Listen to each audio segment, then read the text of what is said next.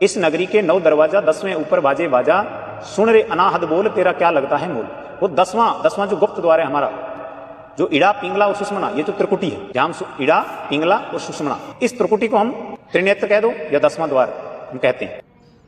सुना आपने भैया, ये भाई साहब कहते हैं कि इस नगरी में 9 दरवाजा और 10वें ऊपर बाजे बाजा।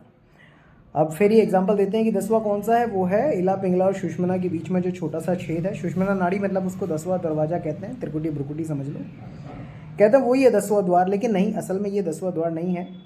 और जो बाजा है वो असल में कोई बैंड बाजा नहीं बज रहा है वहाँ पर। बाजा कहा गया है उस अखंड नाद को, उस अखंड शब्द को, जिसमें संत हमको समझाते हैं कि 9 दरवाजे नवोदर फीके, रस अमृत 10वें चुईजे। तो जो 10वां है ना भैया, वो ये इला पिंगला सुषमना नहीं है, जहाँ पर रस अमृत है, जहाँ पर वो शब्द स्वरूपी राम है। कौन सा शब्द है, कौन सा बाजा है, जिसके लिए संत समझा कर गए हैं हमको। संतो शब्द साधना कीजिए, अरे जेही शब्द से प्रकट भय सब, सोई शब्द गही लीजे।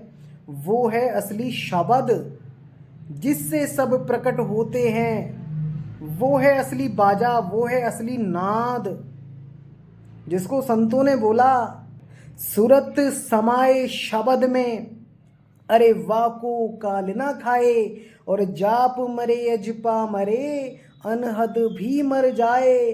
जितने भी जपने वाले नाम हैं, जितने भी इंगला पिंगला सुषमना, ये सब खत्म हो जानी है जब तुम्हारी सूरत उस शब्द स्वरूपी राम में समाएगी। अगर तुम्हें वो शब्द स्वरूपी राम, वो अनहद बाजा नहीं मिला, तो भाई सूरत सीधा तुम्हारी 84 में जाएगी। इस बात को अभी से समझ लो, अभी भी समय है, एक अच्छे गुरु की शरण में चले जाओ और उस अनहद नाद को, जो अखंड शब्द स्वरूप है, उसको समझो, जिसके बारे में संत हमको समझा समझा कर चले गए हैं कि शब्द न बिन से देही, और कहे कबीर हम शब्द सिनेही। ये देहियां तो बिनस जाएंगी भाई।